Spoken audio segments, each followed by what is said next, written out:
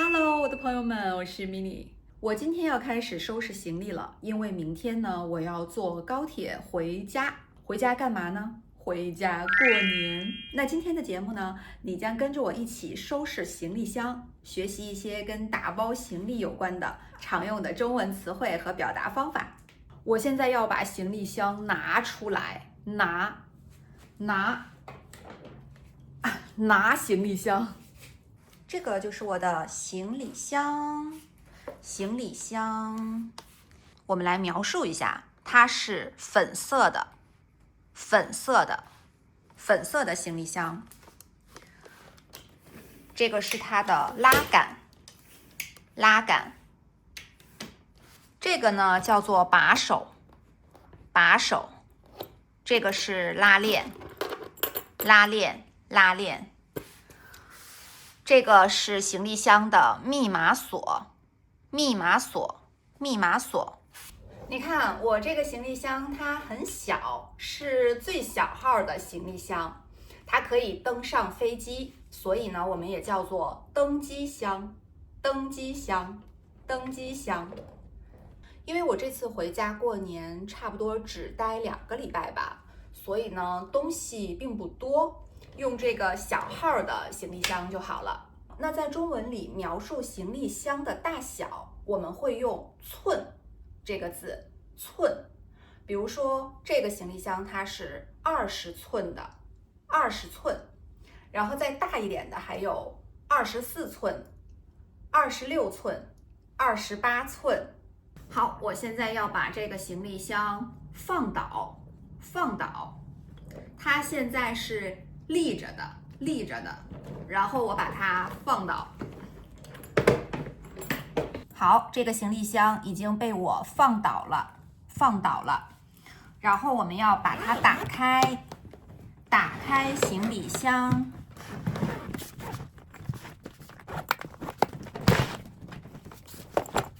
打开行李箱。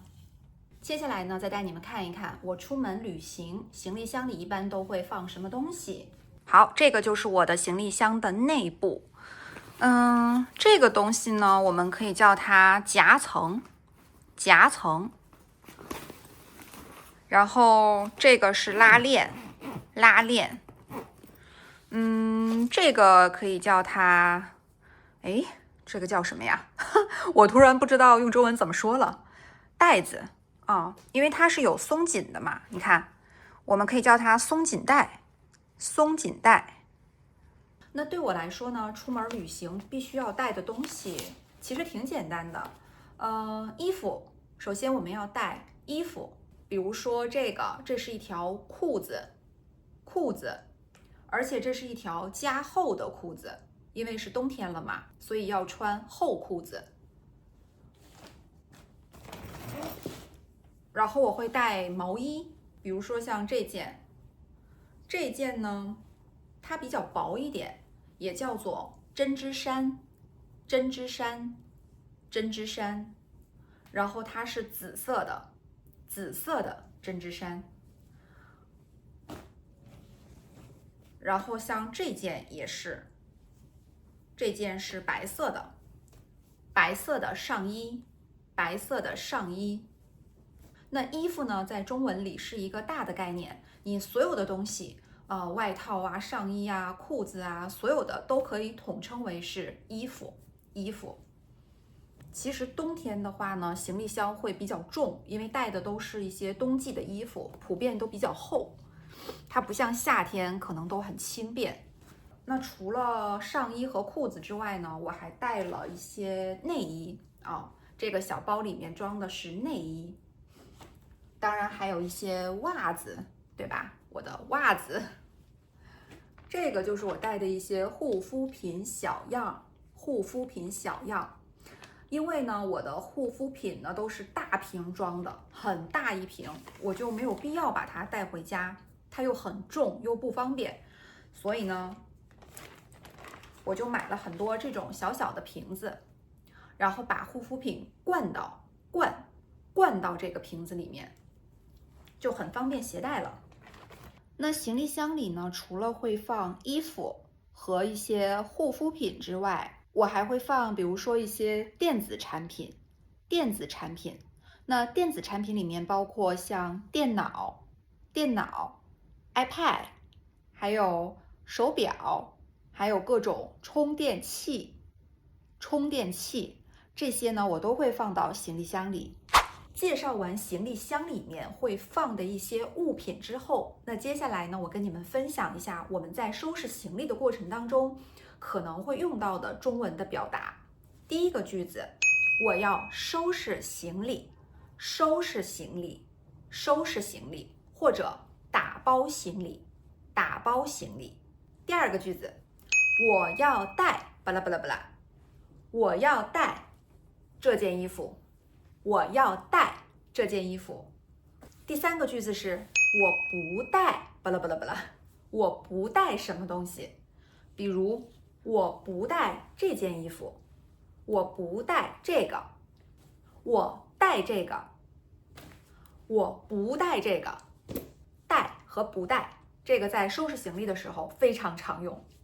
第四个句子，我忘了带巴拉巴拉巴拉，我忘了带什么东西。比如我忘了带充电器，我忘了带电脑。第五个句子，当你想提醒别人的时候，你可以说别忘了带巴拉巴拉巴拉，别忘了带什么东西，别忘了带手机，别忘了带钥匙，别忘了带。好，第六个句子了，当你全部收拾完之后，你可以说我要再检查一下，我要再检查一下，我要再检查一下，确保一下自己有没有忘了带什么东西。接下来我要把我的行李箱合上，这个动作叫做合上行李箱，合上。好，我已经把我的行李箱合上了。然后呢，我们一起来拎一拎这个箱子，看看它有多沉。拎行李箱啊，它太重了，我拎不动。那当我拎不动的时候，我就只能拉行李箱，拉行李箱。